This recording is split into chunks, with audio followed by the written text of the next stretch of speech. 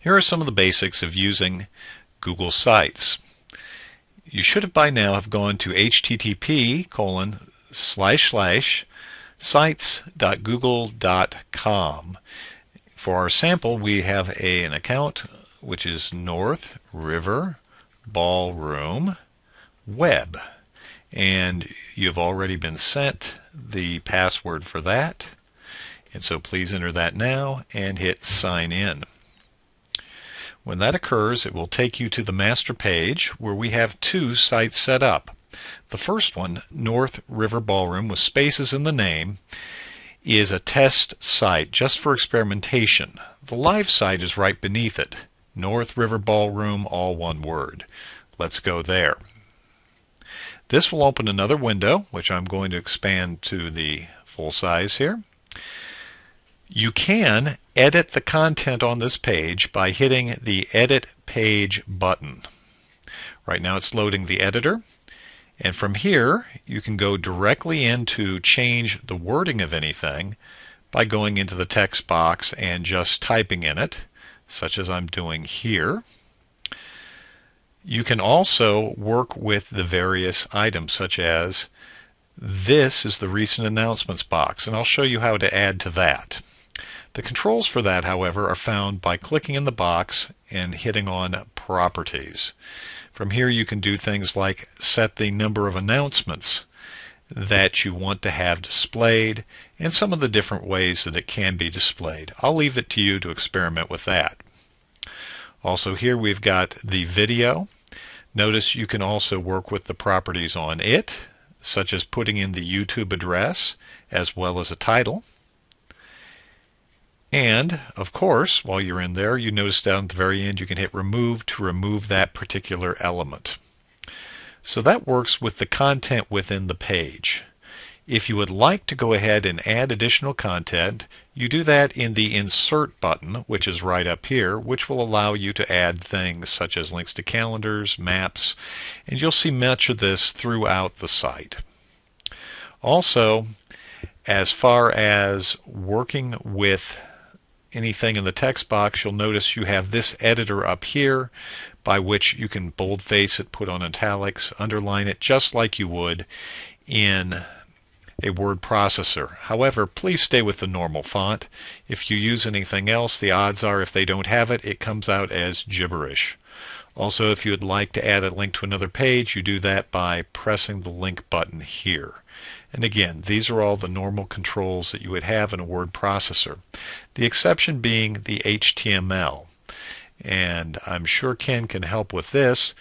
The point of this is that, for instance, if you wanted to change a heading, such as down here where we talk about Showcase, Fall Showcase 2011, and the date between those two carets, if you want to change a heading, you'll need to come in here and do the change here. If you attempt to do it in the content editor, it will cause problems. But that's the only exception. When you're done with all the changes you want to make on a given page, you can hit Save. That will go ahead and save the changes, and they are immediately posted to the web. If you want to change things in the outside of the box, such as the top, or along the edges here, like for instance, this is the gadget for the Fall Showcase Countdown Calendar. You notice you do have an edit sidebar here that when we click it, in a moment it will pop up the editor for that. And in this case we've got the text and a photo as well as the countdown thing. You can go ahead and add additional items using the Add a Sidebar item, which you see here. And if you scroll through it, you can see other things that you can add, including additional text, that sort of thing. And the text box will allow you to add photos. Okay, as well as you can change things up here at the top for header and other content. So that's how you're able to go ahead and change the outside parts of the page. The difference between this and changing the content, when you make a change in this portion of the page, it will change it on every page. So as you can see here, you find some recommendations and warnings about that. And then that is what can change your site layout. So when you're done with that, just like before, you can hit Save Changes or you can hit Cancel. And again, that will change anything that you've got outside of the content box. The last point I want to make to you concerns what we have here in the What's New tab. This is another page.